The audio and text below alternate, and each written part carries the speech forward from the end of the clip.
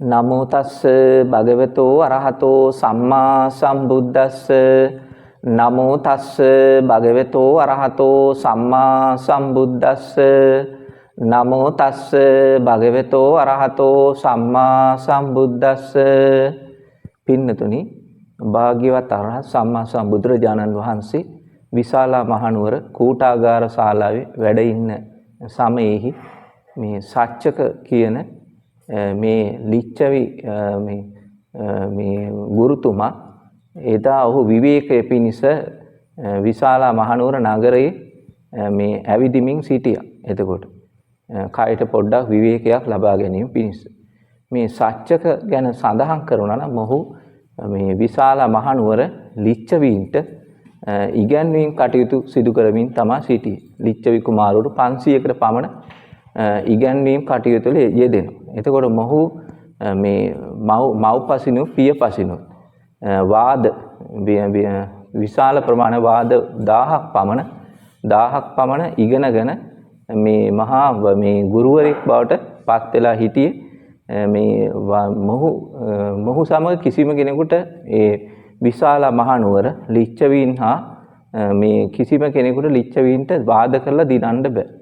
ඉතින් මොහු මේ විශාලා මහනුවර එසේ මේ ටිකක් ශරීරයේ විවේකයක් කරගෙන ඉන්න අවස්ථාවේදී විදිමින් සිටින අවස්ථාවේදී මොහු දැක්කා ඒ අවස්ථාවේදී මේ අස්සජි ස්වාමීන් වහන්සේ මේ මහරහතන් වහන්සේ පිණ්ඩපාතේ වඩිනවා දැකලා ඉන්පස්සේ මේ ශාන්ත ගමනින් යුතුව අස්සජි මහරහතන් වහන්සේ පිණ්ඩපාතේ වඩින ගමන මේ දැකලා ඉවරලා ඉන්පස්සේ මේ අස්සජි ස්වාමීන් වහන්සේ පිටිපසින්ම මේ සච්චක ගමන් කරලා ඉවරලා අස්සජි ස්වාමීන් වහන්සේ පිණ්ඩපාතේ ලබාගෙන මේ අවසන් වුණාට පසුව එක්තරා ස්ථානයක අසුන් ගත්තා. අසුන් ගත්තට පස්සේ මේ සච්චක දෙන්ට පැමිණිලා මේ අස්සජි ස්වාමීන් වහන්සේට කතා කරලා කියනවා මේ ස්වාමීන් වහන්සේ මේ බුදුරජාණන් වහන්සේ මොන වාද තියෙන කෙනෙක්ද, මොනවද දේශනා කරන්නේ කියලා විමසා සිටියා. ඉන්පස්සේ අස්සජි ස්වාමීන් වහන්සේ මේ සච්චකට දේශනා කරනවා, පවසා සිටිනවා. සච්චකය අප භාග්‍යතුන් වහන්සේ දේශනා කරන මේ පංච උපාදානස්කන්ධයේ අනිත්‍ය ස්වභාවය දේශනා කරනවා. රූපස්කන්ධය අනිත්‍යයි, වේදනා ස්කන්ධය අනිත්‍යයි, සංඥා ස්කන්ධය අනිත්‍යයි, සංඛාර ස්කන්ධය අනිත්‍යයි, විඥාන ස්කන්ධය අනිත්‍ය බව දේශනා කරනු ලබනවා. මෙන්න මෙවැනි දේශනාවක් තමයි අනිත්‍යයි දුක්ඛ අනාත්ම කිය. මෙලෙස ත්‍රිලක්ෂණයෙන් යුක්ත වූ දේශනාවක් තමයි බුදුරජාණන් වහන්සේ සිදු කරන්නේ කියලා මේ සච්චකට දේශනා කරා. ඉන්පස්සේ මේ සච්චක පවසා සිටිනවා මේ අහෝ බලන්න බුදුරජාණන් වහන්සේ මේ රැවටිලායි සිටින්නේ. මේ ඇවිල්ලා අසත්‍යයක්ම තමයි මේ දේශනා කරන්නේ. අසත්‍යයක් දේශනා කරන්නේ. මේ රූපේ නිට්ටයයි, ඒ වගේම වේදනාව නිට්ටයයි, සංඥාව නිට්ටයයි, සංකාර නිට්ටයයි, විඥානේ නිට්ටය දෙයක්. නිට්ටය දෙයක් මේ භාග්‍යතුන් වහන්සේ මුලාවටපත් වෙලා අනිත්‍ය බව දේශනා කරනවා. මම කවදා හෝ දිනයක යම් ළඟදීම දිනයක භාග්‍යතුන් වහන්සේ මේ බුදුරජාණන් වහන්සේ මේ මිත්‍යා දෘෂ්ටින් ගලවනවා කියලා සච්චක එදා අස්සජි මහරහතන් වහන්සේට පවසා සිටියා. ඉන්පසුව සච්චක නගරයේ නැවත මේ පැමිණෙනවා. ඒ ස්ථානේ පැමිණිලා එන අවස්ථාවේදී මේ ලිච්ඡවි කුමාරවරු 500 ඒ අවස්ථාවේ සන්තාගාර ශාලාවට රැස් වෙනවා. සච්චක එතෙන්ට යනවා. ගිහිල්ලා කියනවා මේ පින්වත් කුමාරවරු මේ මම බුදුරජාණන් වහන්සේ සමග මේ සාකච්ඡාවකට යනවා, වාදයකට පිටත් වෙලා යනවා. මට අද මේ බුදුරජාණන් වහන්සේගේ ශ්‍රාවකයන් වහන්සේ නමක් වන අස්සජි ස්වාමීන් වහන්සේ හමු වෙලා මට මේ බුදුරජාණන් වහන්සේ දේශනා කරන දේ අසා ගන්න දැනගන්න ලැබුණා. ඉන්පස්සේ මං අන්නේ ඒ ඔස්සේ ගිහිල්ලා බුදුරජාණන් වහන්සේ පාරද්දවුණා. මේ වාදයක් එල්ල කරලා බුදුරජාණන් වහන්සේ මේ මිත්‍යා දෘෂ්ටින් ගලවනවා මේ කියලා අද දිනේ පිටත් වෙලා යනවා කියලා පවසා සිටියා. ඊපස්සේ ලිච්ඡවි කුමාරවරු හිතනවා අද දිනේ නම් මේ සච්චක මහා වාදකාරී මේ සත්‍යක අතින් බුදුරජාණන් වහන්සේ පරාජයටපත් වෙනවා. මේ සත්‍යකගේ නිසා බුදුරජාණන් වහන්සේගේ මේ වාද සියල්ලම අද නැති වෙලා යනවා කියලා එක ලිච්ඡවි කුමාරවරු හිතුවා. ඉන්පස්සේ තවත් ලිච්ඡවි කුමාරවරු ටිකක් හිතුවා මේ ශ්‍රමණ බවත් ගෞතමයන් වහන්සේ මේ සර්වඥතා ඥානී යුක්තයි සියල්ලම දන්නවා. මේ අනිවාර්යයෙන් මේ සත්‍යක ගිහිල්ලා මේ වාදයෙන් පෙරදිලා යනවා. අනිවාර්යෙන් පෙරදෙනවා කියලා ඒ ලිච්ඡවි කුමාරවරු හිතුවා. ඉන්පස්සේ මේ සත්‍යක පවසා සිටිනවා මේ ලිච්ඡවි කුමාරවරුනි මම කෙනෙකුට වාදයක් එල්ල කරනවා නම් ඒ වගේම ප්‍රකාශයක් ප්‍රකාශ කරනවා නම් ඔහුගේ මේ ශීර්ෂයෙන් මේ දහඩිය වැగిරෙනවා. ඒ වගේම ඔහු වික්ෂිප්ත භාවයටපත් වෙනවා. ප්‍රකම්පණය වෙලා යනවා. මේ සිත වික්ෂේප භාවයටපත් වෙලා යනවා කියලා පවසා සිටියා. ඒ වගේම තමයි මිනිස්සෙක් වේවා. ඒ වගේම ටැඹක් වේවා. මම ටැඹකට පවා කුළුණකට පවා වාදයක් එල්ල කරොත් ඒ කුළුණ පවා සලිත වෙලා යනවා. වික්ෂිප්ත වෙලා යනවා කියලා එදා සත්‍යක එසේ ගර්ජනා කරා. ගර්ජනා කරලා අර ලිච්ඡවි කුමාරෝ 500 සමගම මේ විශාල මේ කූටාගාර ශාලාවට මේ යනවා. ගිහිල්ලා ඉන්පස්සේ අර ස්වාමීන් වහන්සේලා ස්ථානේ වැඩ සිටිනවා කූටාගාර ශාලාවේ. ඉන්පසුව විමසා සිටිනවා භාග්‍යතුන් වහන්සේ බුදුරජාණන් වහන්සේ කොහෙද කියලා විමසා සිටිනවා. ඉන්පසුව මේ ස්වාමීන් වහන්සේලා පවසා සිටිනවා මේ බුදුරජාණන් වහන්සේ අසවල් තැන අර රුක් මුල යට වැඩ ඉන්නවා කියලා පෙන්වනවා විවේක සුවේ. ඉන්පසුව ඒ ස්ථානට ගිහිල්ලා බුදුරජාණන් වහන්සේ මේ කලින්ම දන්නවා සත්‍යක පැමිණෙන බව. ඒ ස්ථානයේදී ඉන්පස්සේ මේ සත්‍යකෙ දෙන්න ගිහිල්ලා බුදුරජාණන් වහන්සේට ආමන්ත්‍රණය කරා. ඉන්පස්සේ මේ සත්‍යක පවසා සිටිනවා බුදුරජාණන් වහන්සේ පවසා සිටිනවා මේ භාග්‍යතුන් වහන්සේ මම අස්සජි ස්වාමීන් වහන්සේ මට හමු වුණාට පස්සේ ඔබ වහන්සේ දේශනා කරන දේ මම අස්සජි ස්වාමීන් වහන්සේගෙන් අහගත්තා. මේ බුදුරජාණන් වහන්සේ ඔබ වහන්සේ දේශනා කරනවා කියන මේ පංච උපාදානස්කන්ධේ අනිත්‍යයි කියලා දේශනා කරනවා කියලා. මේ ඒ වැරදි. මේ රූපය නිට්ටයයි, වේදනාව නිට්ටයයි, සංඥාව නිට්ටයයි, සංකාර නිට්ටයයි, විඥානය නිට්ටයයි. මේ ඔබ වහන්සේ මේ නිට්ටය වූ දෙයක් අනිත්‍ය බව දේශනා කරනවා. මේ බුදුරජාණන් වහන්සේ මේ ගස්වැල් ආදී මේ බීජ වලින් හටගෙන මහ පොළව ආධාර කරගෙන මහ පොළවේ තමයි පැලවෙන්නේ. පැලවෙලා මේ විශාල රුකක් බවට වැලක් බවට පරිවර්තනය වෙනවා, හැදෙනවා. ඒ වගේම තමයි කෙනෙක් එතකොට මේ පින්පව් කරගන්න. රූපේ පිහිටලා පින් කුසල් රැස් කරගන්නවා. ඒ ආදිට ඒ වගේම තමයි වේදනාව පිහිටලා, සංඥාව පිහිටලා පින් කුසල් රැස් කරගන්නවා. පින්පව් දෙකම කරගන්නවා කියලා මේ ඔහු පවසා සිටිනවා. ඉන්පස්සේ බුදුරජාණන් වහන්සේ මේ පවසා සිටින දේශනා කරනු ලබනවා. සත්‍යක ඔබ කියන දේ එතකොට ඔබ කියන්නේ රූපය නිට්ටයයි කියලා. රූපය නිට්ටය බව පවසයි. එතකොට ඔබගේ රූපය තමන්ගේ වශයෙන් මේ පවත්වන්න පුළුවන්. මගේ රූපය වයසට නොයා තියේවා. ඒ වගේම මේ ජරාවටපත් නොවී තියේවා කියලා එහෙම තමන්ගේ වශයෙන් පවත්වන්න පුළුවන්ද කියලා. එතකොට සත්‍යක නිරුත්තර වෙනවා. ඒ වගේම දැන් ඔබ කියනවා වේදනාව නිට්ටය බව පවසන. එතකොට මේ පවතින වේදනාව අනිත්‍ය නොවි පවත්වා ගන්න පුළුවන්ද කියලා විමසා සිටින. එතකොට විමසා සිටින අනිත්‍ය වෙලා යන දෙයක්. එතකොට ඒ වගේම තමයි සංඥාව මේ මගේ වශයෙන් හඳුනා ගැනීම. එතකොට සංඥාව කියලා කියන්නේ හඳුනා ගැනීම. එතකොට මගේ මේ වශයෙන් පවත්වන්න පුළුවන් කියලා ඔබ දැන් කියනවා. ඒ මගේ වශයෙන් පවත්වන්න බෑ.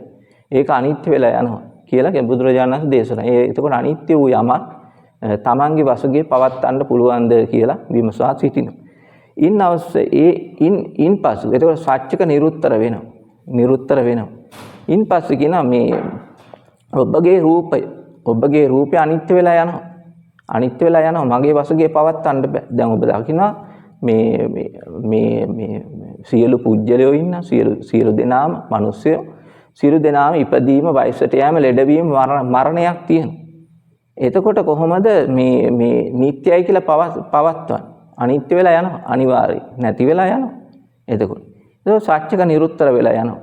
එතකොට ඉන්පස්සේ බුදුරජාණන් වහන්සේ දේශනා කරන දැන් නම් සත්‍යකේ ඔබට මේ කරබගෙන ඉන්න බෑ. ඉන්පස්සේ බුදුරජාණන් වහන්සේ මේ එකපාරක් ඔය ප්‍රශ්නේ අහනවා. සත්‍යක ඔබ දැන් කීවා මේ රූපය නිට්ටයයි කියලා. රූපය නිට්ටයයි කියලා. රූපය අනිත්‍ය වෙලා යනවා.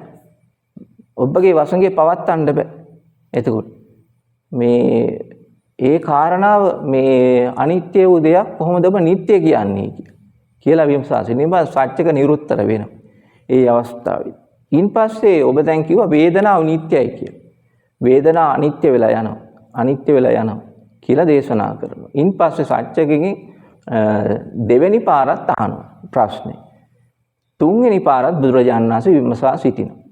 විමසා සිටියාට පසුව දැන් සත්‍යකට කර කියා ගන්න දෙයක් නැහැ. සත්‍යක බිම බලාගෙන ඉන්පස්සේ උතුරු සළුවෙන් දැන් මේ දහඩිය මුගුරු වැగిරෙනවා. දහඩිය වැగిරිලා දැන් පොළවටත් මේ වැටෙනවා දහඩිය. දැන් සත්‍යක ඇඟිල්ලෙන් ඉරක් ඇඳ ඉන්නවා. ඒ අවස්ථාවේදී වජ්‍රපාණි යක්ෂය. ඒ කියන්නේ ශක්‍ර දේවේන්ද්‍රය. වජ්‍රපාණි යක්ෂය වජ්‍රායුධය අරගෙන බුදුරජාණන් වහන්සේ දැන් මේ තුන්වෙනි පාර ප්‍රශ්නේ අහලා ඔහු උත්තරයක් දුන්නේ නැත්නම් අනිවාර්යයෙන්ම මේ වජ්‍රායුධයෙන් හිසට ගහන්න. හිස හත් කඩකට පැලෙන්න ගහනවා කියලා වජ්‍රපාණි යක්ෂය වජ්‍රායුධයේ ගිනිගෙන දිලිසෙන වජ්‍රායුධය ගෙනාලා හිසට හෙලින් ඉන්න. ඒ අවස්ථාවේ. ඉතින් මේ ලෝකෙ පින්නතුණිය මේ ආයුධ හතරක් පවතී. මේ බලගතු ආයුධ හතරක් පවතින. එතකොට ඔය මේ ශක්‍ර දෙවියන්දයා සතුව වජ්‍රායුධේ පවතිනවා. ඒ වගේම තමයි මාර දිව්‍ය පුත්‍රයා සතුව චක්‍රායුධේ පවතිනවා. ඒ වගේම මේ අලව් යකා සතුව දුස්රායුධය කියන ආයුධයක් පවතිනවා. ඒ වගේ යම රජුරෝ ළඟ නයනායුධය පවතිනවා කියලා දේශනාවල සඳහන් වෙලා තියෙනවා. එතකොට මේ දැන් සත්‍යක දැක්ක දැන් වජ්‍රපාණි යක්ෂයා හිසට ඉහලින් වජ්‍රායුධෙත් අරගෙන ඉන්නවා ගිනිගෙන දිලියෙන. ඒ පාර මම හොඳටම බිය වෙලා. දැන් තවත් බිය වෙලා. දැන් මේ වජ්‍රපාණි යක්ෂයා දකින්නේ සත්‍යකත් බුදුරජාණන් වහන්සේ පමණයි දකින්නේ. ඒ අවස්ථාවේ බුදුරජාණන් වහන්සේගෙන් පිහිට කරගෙන සත්‍යක බුදුරජාණන් වහන්සේ දිහාවටම මේ දැන් පිහිට කරගෙන පවතී. ඉන්පස්සේ බුදුරජාණන් වහන්සේ දේශනා කරාට පස්සේ සත්‍යක දැන් ඔබට නිහඬව ඉන්න බෑ. දැන් ඔබට නිහඬව ඉන්න බෑ. ඔබ දැන් කලින් පැවසුවා මේ රූපය නිට්ටයයි කියලා. රූපය Tamange වසඟේ තියාගන්න පුළුවන්ද කියලා අහන තුන්වෙනි පාර. එතකොට කියනවා සත්‍ය කියනවා ස්වාමීනි එසේ නොයි. එසේ නොයි රූපය අනිත්‍යයි කියලා පවසා සිටිනවා. ඉන්පස්සේ මේ පවසා සිටින මේ අවස්ථාවේ. ඉන්පස්සේ මෙන්න මේ අවස්ථාවේදී මේ දුර්මුඛ කියලා මෙයාගේ ශිෂ්‍යයෙක් හිටියා. ඒ අවස්ථාව ඔහුට මේ පන්තියේදී මේ ඔහුට එච්චර මේ ශිල්ප ශාස්ත්‍රය බෑ. ඔහු සමච්චරයට ලක් වුණ හැමදාම සත්‍ය ගතිය සමච්චර කරනවා. ඒ අවස්ථාවේ මේ දුර්මුඛ නැගිටලා කියනවා භාග්‍යතුන් වහන්සේ මට එක්තරා උපමා කතාවක් මතක් වෙනවා කියලා. ඒ පාර බුදුරජාණන් වහන්සේ කියනවා මේ හොඳයි එහෙනම් ඒ කතාව කියන්නෝ කියනවා. ස්වාමීනි මේ ගමේ ඉන්න ළමයින් කණ්ඩායම මේ පොකුණක කකුළුවෙක් දැකලා ඒ කකුළුවා ළඟට ගිහිල්ලා ඒ කකුළුවා ගාවට ගිහලා මේ කෝටු කෑලි අරගෙන පොළුවේ අරගෙන අර කකුළුවාගේ අඬු වලට ලං කරනකොට ඒ කකුළුවා එක එක අඬු දානවා එළිය. ලොකු කකුළුවේ ඒ දාන අඬ අර පොළු වලින් ගහලා කඩනවා. දැන් අර කකුළුවාගේ ඔක්කොම අඬු කඩනවා. කැඩුවට පස්සේ ස්වාමීනි අර කකුළුවා දැන් අඬු නැතුව මේ කර කියා ගන්න දෙයක් නැතුව ඉන්නවා. අන්න ඒ වගේ තමයි මටත් දැන් මේ සත්‍යකත් පේන්නේ. දැන් ඔබ වහන්සේ සමග වාදයට ඇවිල්ලා අඬු කැඩිච්ච කකුළුවෙක් වගේ මේ සත්‍යකත් දැන් බිම බලාගෙන බිම ඉරි ඇඳ ඉන්නවා ස්වාමීනි දහඩිය වැක්කිරි. ඉන්පස්සේ කියනවා සත්‍ය කියන දුර්මුඛ ඔබ මේ කරබාගෙන ඉන්න නිස්සබ්ද වෙන්න මේ කතාව තියෙන්නේ මායි බුදුරජාණන් වහන්සේ අතර පමණයි. ඔබ ඒකට මැදිහත් වෙන්න එපා කියලා පවසලා මේ ඉන්පස්සේ කියනවා ස්වාමීනි මේ රූපය අනිත්‍යයි. වේදනාව අනිත්‍යයි. සංඥාව අනිත්‍යයි. සංඛාර අනිත්‍යයි. විඥානය අනිත්‍යයි කියලා සත්‍යකේදා පිළිගත්තා. ඉන්පස්සේ පිළි අරගත්තා. ඉන්පසුව බුදුරජාණන් වහන්සේ දේශනා කරන සත්‍යක ඔබ එදා මේ විශාල මහනුවර මේ ගර්ජනා කරා නේද? ගර්ජනා කරා ශ්‍රමණ බවත් ගෞතමයන් වහන්සේ වාදයෙන් මේ පරාජයට පත් කරලා ඉවරලා ශීර්ෂයෙන් සේද දහඩිය වැක්කිරෙන්න අද මම වාදෙල්ල කරනවා කියලා මේ ඔබ එදා මේ තර්ජනය කරලා යාවේ. ඒ වගේ මේ ප්‍රීතිഘോഷා පවත්තලා යාවේ. එතකොට එනමුත් බලන්න කියලා බුදුරජාණන් වහන්සේ තමන් වහන්සේගේ මේ සිවුර චීවරය මදක් මෑත් කරලා සත්‍යක බලන්න මගෙන් නම් කිසිම දහඩිය පොදක්වත් වැగిරෙන්නේ නැහැ. නමුත් ඔබගෙන්ම තාම මෙහෙම දහඩිය මුගුරු දැන් වැగిරෙනවා. මේ හොඳින්ම දහඩිය වලින්ම මුළු ශරීරෙම තෙත් වෙලා තියෙනවා. මේ කියලා එහෙම බුදුරජාණන් වහන්සේ දේශනා කළා. ඉන්පස්සේ මේ සත්‍යක බුදුරජාණන් වහන්සේ විමසා සිටිනවා. භාග්‍යතුන් වහන්සේ මේ ස්වාමින් වහන්සේලා. ඒතකොට මේ ශ්‍රමණයන් කොහොමද මේ හික්මවන්නේ කියලා දේශනා කරන කොහොමද හික්මවන්නේ කියලා මොන විදිහට හික්මිලා සිටින්නේ කියලා අහනවා. ඉතින් බුදුරජාණන් දේශනා කරනවා මේ මම මේ ස්වාමින් වහන්සේලා. ඒතකොට මේ මහණු මේ පංච උපාදානස්කන්ධය අනිත්‍ය බව තමයි මෙනෙහි කරලා තියෙන. අනිත්‍ය බව අවබෝධ කරගෙන ඉන්න. අවබෝධ කරලා සීනාශ්‍රව උතුම් රහත් භාවයට පත් වෙලා ඉන්නවා. එතකොට උතුම් අරිහත්ත්වය සාක්ෂාත් කරගෙන ඉන්නවා. එතකොට මේ පංච උපාදානස්කන්ධය නැමැති ලෝකයෙන් මිදිලා ලෝකෝත්තර වූ නිර්වාණ ධර්මය සාක්ෂාත් කරගෙන සිටින බව දේශනා කරනු ලබනවා. ඉන්පස්සේ සත්‍යක මේ බුදුරජාණන් වහන්සේ සමග මේ අනෙකුත් ස්වාමින් වහන්සේලාට සංඝ රත්නයේ දානය සඳහා වැඩම කරන සේක්වා කියලා ඊළඟ දිනේට ආරාධනා කරනවා. ඉන්පස්සේ මේ ආරාධනා කරලා ඉවර වෙලා ලිච්ඡවි රජදරුවන්ට පවසා සිටිනවා. එහෙනම් ලිච්ඡවි කුමාරවරේ හෙට දිනේදී භාග්‍යතුන් වහන්සේ දාණයට මං ආරාධනා කරා. ඔබලාට කැමැති දාන උපකරණ සපයන්න පුළුවන්. ඒ දානය සඳහා අවශ්‍ය මේ දේවල් දාණය අපිට සපයන්න පුළුවන් කියලා පැවසුවා. ඒ යන ඊළඟ පහුදා දිනේදී මේ අනෙකුත් ලිච්ඡවි කුමාරවරු මේ අවශ්‍ය දාන කලමන අවශ්‍ය දේවල් සියල්ලම දානෙ පිළියෙල කරලා මේ සත්‍යකට ලබා දුන්නා. ඉන්පස්සේ සත්‍යක විසින් මේ බුදුරජාණන් වහන්සේට දානි සූදානම් බව මේ පවසා සිටින. ඉන්පස්සේ භාග්‍යතුන් වහන්සේ මහා සංඝ රත්නයේ සමගම දානෙට වැඩම කරලා මේ ඉන්පස්සේ දානෙ මේ වළඳනු ලැබුවා. වළඳුවාට අවසන සත්‍යක විසින් බුදුරජාණන් වහන්සේ කරා පැමිණිලා වන්දනා කරලා ඉන්පස්සේ පවසා සිටිනවා භාග්‍යතුන් වහන්සේ මේ ලිච්ඡවි කුමාරවරු මේ දානය සඳහා සහසම්බන්ධ වුණා. මට දානය ලබා දුන්නා. ඔබ වහන්සේට පූජා කිරින්න.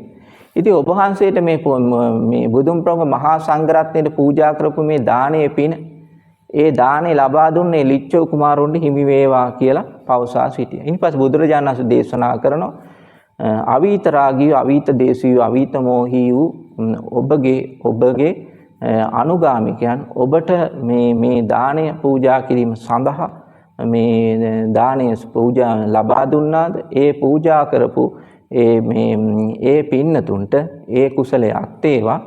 ඒ වගේම වීත රාගී වූ වීත දේශී වූ වීත මොහී වූ බුදුරජාණන් වහන්සේ උදෙසා පූජා කරපු දානයේ පින තට අත් වේවා කියලා පින් අනුමෝදන් කරලා බුදුරජාණන් වහන්සේ ආශිර්වාද කළ එම ස්ථානෙ පිටත් වෙලා ගියා.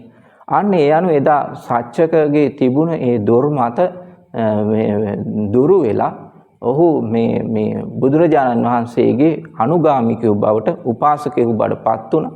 ඉන්පස්සේ ඔහු බුදුන් සරණ ගියා. බුදුන් සරණ ගිහිල්ලා ඉන්පස්සේ එම ආත්මභාවයේ මිය ගිහිල්ලා බුදුරජාණන් වහන්සේ පිරිනිවන් වැඩියාට පසුව මේ නැවත වර්ෂ 500කට පසු මේ ලංකා ධරණිතලයේ ලංකාවේදී කාල බුද්ධ රක්කිත නමින් මේ බුද්ධ ශාසනයට ඇතුල් වෙලා ඉන්පස්සේ මහාන වෙලා මේ උතුම් රහත් භාවය ලබා ගත්තා කියලා ඒ පොතපතේ සඳහන් වෙලා තියෙනවා. එතකොට අන්න එලෙස එතකොට එදා සත්‍යක දමනය කරනු ලැබුවා. එතකොට බුදුරජාණන් වහන්සේගේ පුරිස ධම්ම සාරථී කියන උතුම් බුදු ගුණය තියෙන බුද්ධ බල මහිමය අපිට දැක ගැනීමේ හැකියාව ලැබෙනවා. හොඳයි එහෙනම් මේ කෙටි ධර්ම දේශනාවත් ඔබට මේ නිවන් පිණිස හේතු වාසනා වේවා. හොඳයි සියලු දෙනාටම තෙරුවන් සරණයි.